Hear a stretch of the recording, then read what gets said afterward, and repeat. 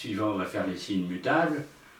Parce que bien sûr, là, vu le paquet de planètes en Poisson et Gémeaux, si vous allez avoir 2 planètes lentes en Poisson, Jupiter en Gémeaux, les signes mutables sont très concernés par l'année. Vous les retrouvez, voyez, en bleu, formant ce fameux grand carré entre les signes de même nature, les 2 oppositions pour faire les diagonales, et bien sûr, quand vous êtes Vierge ou quand vous êtes Sagittaire, vous prenez le carré par rapport au Poisson, vous prenez l'opposition par rapport au Gémeaux, vous prenez le carré par rapport à la Vierge, et vice-versa, selon votre signe mutable. Donc si vous êtes très mutable dans votre signe astral natal, par exemple que vous êtes Vierge ascendant Gémeaux, bon, forcément, les 2 signes sont en carré, c'est jamais très fameux. Hein. C'est-à-dire quand vous avez une planète qui passe dans votre signe, elle est obligatoirement en opposition ou en carré avec les autres signes mutables. Alors ça dépend des cas. Moi je connais dans les études astrales des gens qui ont 6-7 planètes en signe mutable. Hein. Donc là ils vont être très concernés par l'année, hein, parce que ces planètes vont jouer toute l'année. Alors bien sûr quand on est Poisson, on est au maximum de l'influence, on a toute l'année Saturne ici. Vous voyez, il part à 3 degrés, il va arriver à 19-26, c'est-à-dire en fait il fait 2 décans. Puis il refait la marche rétrograde, il va arriver à la fin de l'année 14 degrés 27, 31 décembre. Hein. Donc en gros, il est surtout 3/4 de l'année dans le 2e décan Poisson. Hein. Alors forcément les Poissons, ils ont leur soleil ici. Hein. La présence de Saturne est un peu plombante. Ah, c'est pas super négatif, enfin, bon, Saturne, comme il fait réfléchir, il fait méditer, il fait tourner en circuit fermé. Là, on est bien si on est dans un monastère, là, avec Saturne en Poisson. Et si on fait des choses dites psychiques ou autres, bon, là, on est bien. La méditation, là, vous pouvez en faire tous les jours, ça favorisera, quoi. Alors bien sûr, si vous voulez un peu de dynamisme avec des poissons et avec Saturne en Poisson, c'est pas très indiqué. Hein. Ça va manquer de dynamisme en clair. Hein. Mais bon, c'est une année comme ça, où on a le passage de Saturne. C'est encore pire que Jupiter, dont je vous parlais tout à l'heure, tous les 12 ans en Taureau. Parce que là, c'est tous les 30 ans en Poisson. Donc vous allez avoir au grand maximum d'une vie, si vous vivez plus de 90 ans, 3 passages de Saturne et en moyenne c'est 2. Donc l'année où il passe, c'est marquant, c'est l'événement de votre vie. Quoi, hein. Il y a des cas comme ça, hein. C'est quand Uranus passe dans votre signe, c'est une fois par vie, Pluton c'est une fois par vie, et Saturne c'est une fois tous les 30 ans. Après, bon, c'est un rythme beaucoup plus rapide. Hein. Donc un petit peu, je ne peux pas dire de paralysie, parce que bon, c'est pas 100% négatif, Saturne en Poisson. Mais bon, un signe d'eau, il n'est jamais fameux non plus. Alors le 3e décan est en bien meilleur état, hein, puisque c'est Neptune, et là Neptune est dans son signe, il rayonne en maître. Hein. Donc 3e décan Poisson, vous voyez comme quoi c'est très différent selon les décans. 2 premiers décans, on va dire c'est merveilleux pour les Poissons, non, vous avez Saturne, le 3e c'est merveilleux, mais oui, parce que vous avez Neptune, planète, maître de son signe dans son signe. Et là aussi, hein, c'est la dernière année.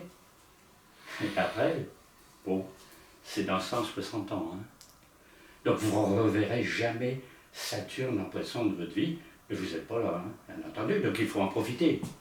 J'allais dire profiter de ce passage, parce que j'ai déjà dit 10 fois, l'humanitaire, le service, l'amour du prochain, l'épanouissement, la mystique, c'est le signe du christianisme, hein, c'est christique, c'est ceci s'ensuit. Après, appliqué, concret, médecine, soins, sciences paramédicales, patati patata, la rêverie, le romantisme, la musique, etc. Donc, si vous êtes musicienne et que vous avez Neptune qui passe dans votre décan, bon, c'est fameux pour l'année, hein. C'est la planète de la musique. Bon, si vous étudiez, vous êtes psychanalyste, vous étudiez les rêves, c'est très bon, la planète des rêves, etc. etc. Hein. Donc vous voyez, Poisson, les 2 premiers décans mitigés, le 3e, bon, un peu mieux. un peu plus favorisé. Alors comme il y a beaucoup de planètes en taureau, comme je vous disais tout à l'heure, eh bien là, est-ce que le taureau va favoriser les poissons? Eh bien oui, c'est bien sûr que vous avez Jupiter en taureau, mais il est bon par rapport aux poissons, il y a une harmonie entre les deux signes, on l'a vu tout à l'heure, eau et terre. Donc quand Jupiter va être en taureau, ben, bon aspect avec Saturne, premier décan, deuxième décan taureau, ben, bon aspect avec Saturne, deuxième décan, etc. etc. Hein. Donc c'est bien. En gros, ça favorise l'économie, les bons aspects Jupiter-Saturne, ça favorise les choses juridiques parce que c'est les deux planètes de la magistrature. Donc si vous avez un litige concernant une affaire, et le moment de la traiter, c'est tant que Jupiter a encore le deuxième décan taureau. Hein.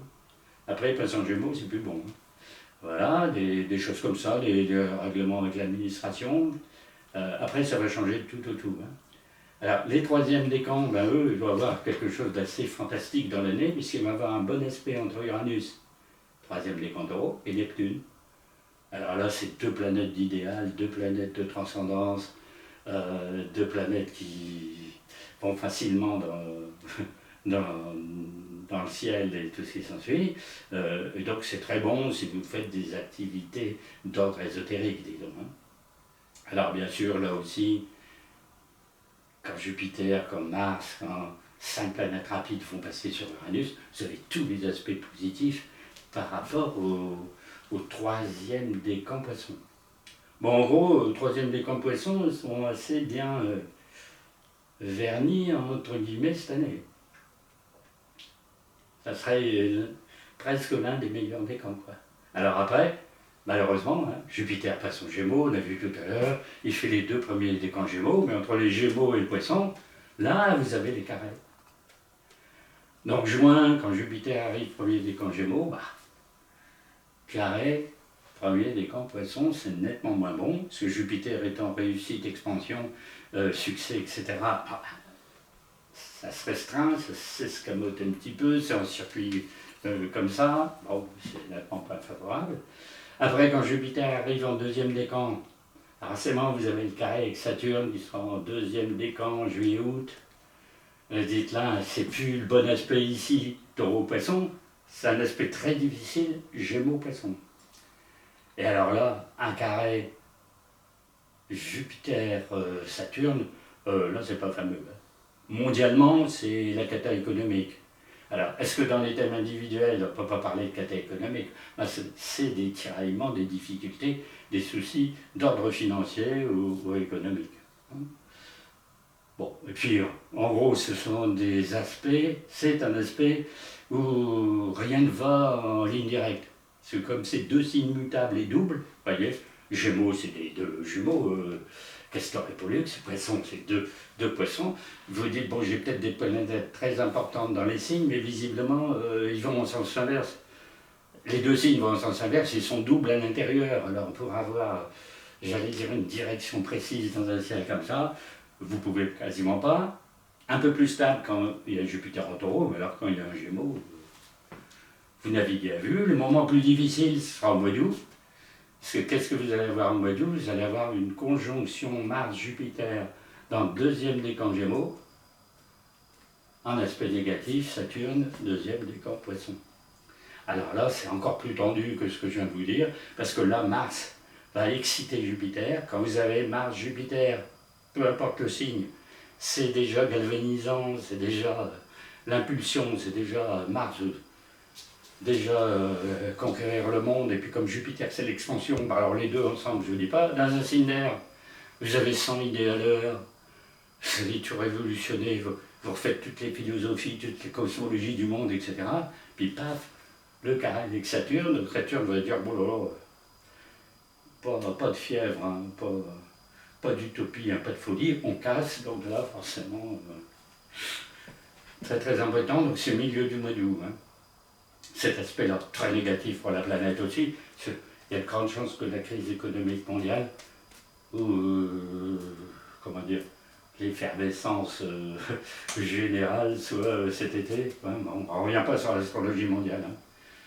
Alors maintenant, bon, en juin, juillet, août, les 5 planètes rapides vont passer en Gémeaux. Donc au moment où vous avez une conjonction Mercure-Jupiter, c'est bon pour la communication, la parole, les discours, les études, ceux qui en font. Vénus passe, alors Vénus-Jupiter, Gémeaux, je vous dis pas l'ambiance d'un point de vue sentiment, flirt. Là, on a envie de parler et de contacter tout le monde. Parce que Gémeaux, c'est très papillonnant. Vénus qui passe là-dedans, c'est dire j'aime tout le monde. Et puis Jupiter, c'est une planète de chance. Vous dites j'ai les trois en même temps. C'est assez intéressant. Mais ça dure pas longtemps, parce que Vénus va passer très très vite. Le Soleil va passer très vite. Dans chaque décan, il passe 10 jours. Hein. Donc c'est pas ça qui va marquer. Ce qui va marquer, c'est 2 décans avec Jupiter pendant 1 an. Hein, parce que ça va durer avec la rétrogradation, le redémarrage en marche directe, encore jusqu'à avril-mai 2025. Hein. Ouais, hein. Alors, donc forcément, quand il y aura cette période jupitérienne, c'est-à-dire la deuxième moitié de l'année, pour les poissons, c'est beaucoup moins brillant que la première partie. Alors, le troisième décan sentir. Pourquoi le troisième décan sentir? Parce que lui, il a avec son Neptune qui est ici, ben Jupiter ne rentrant pas dans le troisième décan, lui, l'aspect négatif avec Jupiter, il ne l'a pas. Donc, j'allais dire, il est à peu près sauvé, entre guillemets, cette année, parce qu'ils veulent l'avoir début 2025. Hein. Mais profiter là de la période, disons, de juin à décembre. Quoi, hein. Alors, quand Mars va être en Cancer, toujours septembre, octobre, novembre, est-ce qu'il va être bon pour les poissons? Ben oui, il est bon pour les poissons, puis je ne les ai pas mis sur la carte, mais ce que j'ai pas fait les aspects, que Jupiter en Cancer est bon vis-à-vis des 3 décans du poisson. Donc forcément, ces 2 signes d'eau ensemble, on revient dans le contexte de tout à l'heure avec le Scorpion, c'est les signes d'eau ensemble, il y a tout ce qui est des symboliques de l'eau qui s'active, même si c'est Mars dans le signe de la Lune, qui est toujours dans un signe d'eau qui n'est pas opérationnel à 100%, mais quand même là est présent et fait les bons aspects, une galvanisation pour tout ce qui est psychique, spirituel, ésotérique et autres. Hein. Bon, sinon c'est l'action dans l'humanitaire, c'est-à-dire Mars étant l'action, va faire quelque chose à ceux très disposés en matière de social, humanitaire, qui est bien sûr l'apanage de base des poissons. Et comme le cancer est très maternel, très familial, très ceci, bon, ben, cet aspect-là, relativement bon. Hein.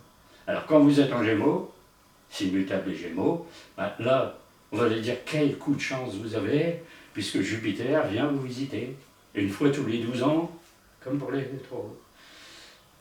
Alors bien sûr, Jupiter est bon aussi en Gémeaux, pas à 100%, parce que son signe c'est le Sagittaire, donc en fait c'est le signe d'en face.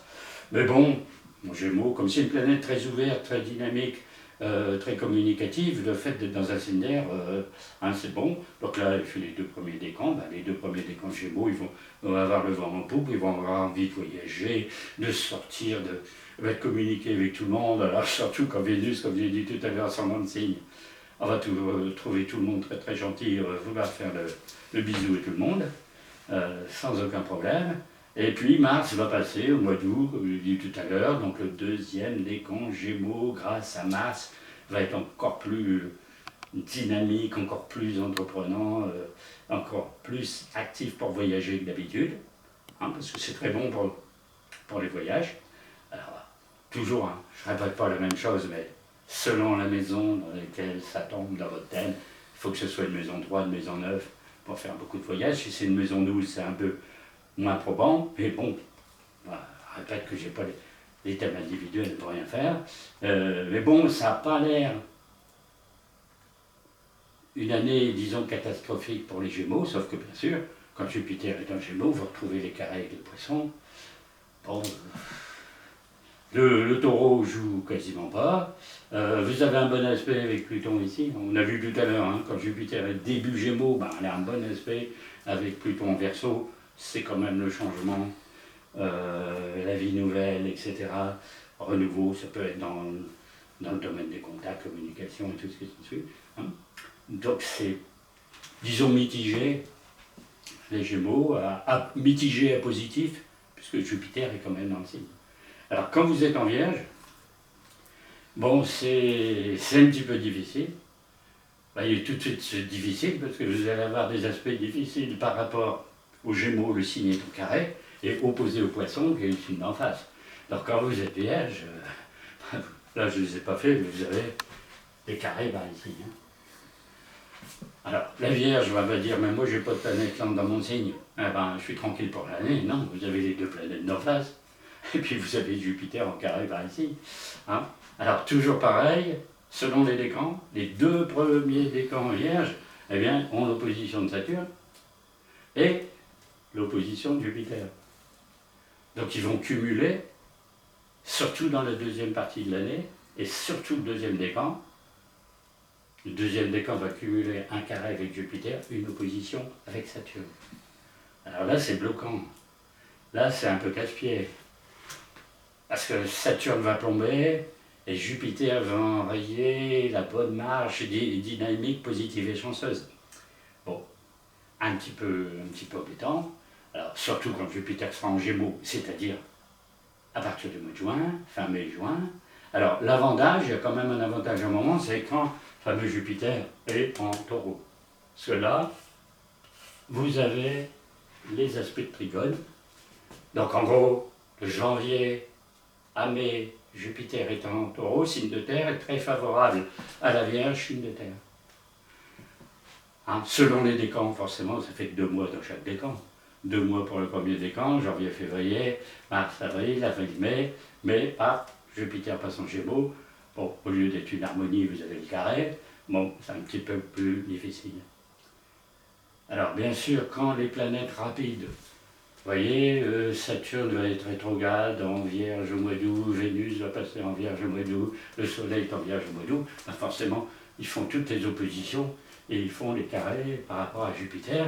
Donc là, forcément, juillet, août, septembre, c'est pas fameux pour les Vierges. Hein, il restera pour le troisième décan le bon aspect, Uranus qui est toujours en Taureau toute l'année. Bon, un trigone, comme on dit en astrologie, un très bon aspect. Uranus-Soleil, donc là, changement, plus ou moins avec une évolution positive, pas trop de casse. Hein, parce que là, bon, il y a l'opposition de Neptune qui brouille un peu les cartes, qui fait du flou artistique. En gros, on a une bonne direction de changement par Uranus, mais on ne sait pas trop où on va. C'est-à-dire qu'on avance peut-être tout droit, mais dans le brouillard, nous-mêmes, on ne sait pas où on va. Et à leur avantage, hein, ce troisième décan, qui a ce contexte-là, n'a pas le carré avec Jupiter par ici. S'il s'arrête, deuxième décan, donc le troisième décan Vierge, un petit peu plus favorisé. Alors je vous passe tout le détail, hein, quand vous avez Mars en Cancer, il est favorable à la Vierge parce qu'il y a un aspect harmonique. Hein. C'est septembre-octobre, un petit coup de Mars, un petit coup d'énergie, de dynamisme ici, ça fait du bien. Encore que le dynamisme de Mars en Cancer, très moyen. Quand les planètes sont, mais c'est les planètes rapides, hein. Elles passent que quelques jours en bon aspect, ils sont en Scorpion, bon aspect avec la Vierge. En Capricorne, bon aspect avec la Vierge. Donc en janvier, par exemple, quand vous avez les 5 planètes en Capricorne, sont positifs par rapport à la Vierge. Donc on démarre bien l'année en Capricorne. Après, ça se brouille un peu avec les Poissons, ça se brouille un peu quand Jupiter rentre en Gémeaux. Alors Sagittaire va être dans cette espèce de grand carré des signes en bleu, là-bas pareil. Hein. Il va subir les aspects négatifs des planètes en Poissons, c'est-à-dire il va prendre un carré de Saturne, il va prendre un carré de Neptune. Donc, le carré de Saturne, il est cadrant, il est bloquant, il est à faire réfléchir, mais bon, en gros, c'est un peu statique. Hein, ça empêche le dynamisme, l'évolution. On a l'impression qu'on n'avance plus, qu'on ne fait plus rien, qu'on ne peut tout arrêter, il n'y a plus qu'à méditer tranquillement. Et bien sûr, toujours pareil, quand Jupiter rentre en Gémeaux, il y a les oppositions en face pour les 2 premiers décans. Alors pas négatif en 100%, une opposition c'est jamais négatif parce que c'est un échange entre deux opposés. Et bien sûr qu'on a des planètes en Gémeaux et qu'on est Sagittaire, en gros ça veut dire en clair dans la symbolique astrologique, ça donne la main au camp d'en face. Par exemple, si on est avec un conjoint, on est Sagittaire, le conjoint est Gémeaux, c'est le conjoint qui a la main, comme on dit aux cartes, dans les jeux de cartes. C'est vous qui avez l'atout. Donc en gros, le conjoint, mais ça peut être l'ami, l'adversaire, etc., dans le signe d'en face, a la main sur vous. Vous essayez de parler des coups, de résister, c'est comme à la boxe. Vous êtes sur la défensive au lieu d'être sur l'attaque. Toujours quand on a cet aspect-là, avec un carré en plus par ici. C'est pas très, très favorable. Alors qu'est-ce qui peut être favorable pour le Sagittaire? Il y a quand même du favorable. Hein. Quand Mars est en Bélier au mois de mai, bon ben forcément il envoie 3 trigones au signe du Sagittaire, c'est très dynamique. Mars en Bélier c'est très très fort, 2 signes de feu ensemble. Bon là on va dire Saturne il me plombe un peu, Jupiter l'été va m'embêter, mais à un moment Jupiter va me donner un coup de main. Pour les premiers décans, ben, quand ils seront en Lion, j'aurai le bon aspect, vous voyez ici. Bon ben là le premier décan va être très aidé par Mars, pas longtemps, en 2025, 2 mois en Lion quand même, là ce sera bon, 2025. Et après, ben, quand Mars sera en Balance, Mars en Balance, il ne peut pas l'être cette année, il s'arrête ici. Quand Vénus sera en Balance, ben, vous avez bon aspect par ici, toujours aspect harmonique entre l'air et le feu, signe d'air et signe de feu. Donc forcément, quand il y a Vénus en Balance par rapport au Sagittaire et Jupiter en Gémeaux, il y a une certaine effervescence sentimentale. Hein. Donc ça va être, je crois, en octobre, septembre que Vénus est en Balance. En gros, c'est toujours relativement bon les planètes rapides quand elles sont en air et en feu par rapport à un signe d'air ou signe de feu de naissance.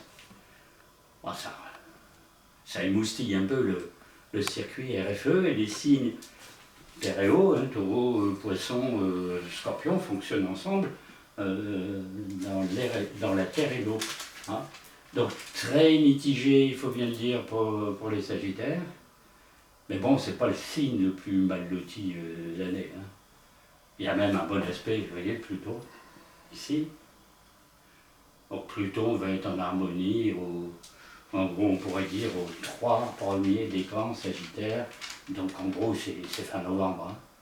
C'est 21, 24, 25 novembre, premier décan Sagittaire. On a un aspect galvanisant, émoustillant, révolutionnaire mais positif de Pluton ici, hein, et toute l'année. Hein. Mais le reste du signe prend tout ça, tout ça, tout ça.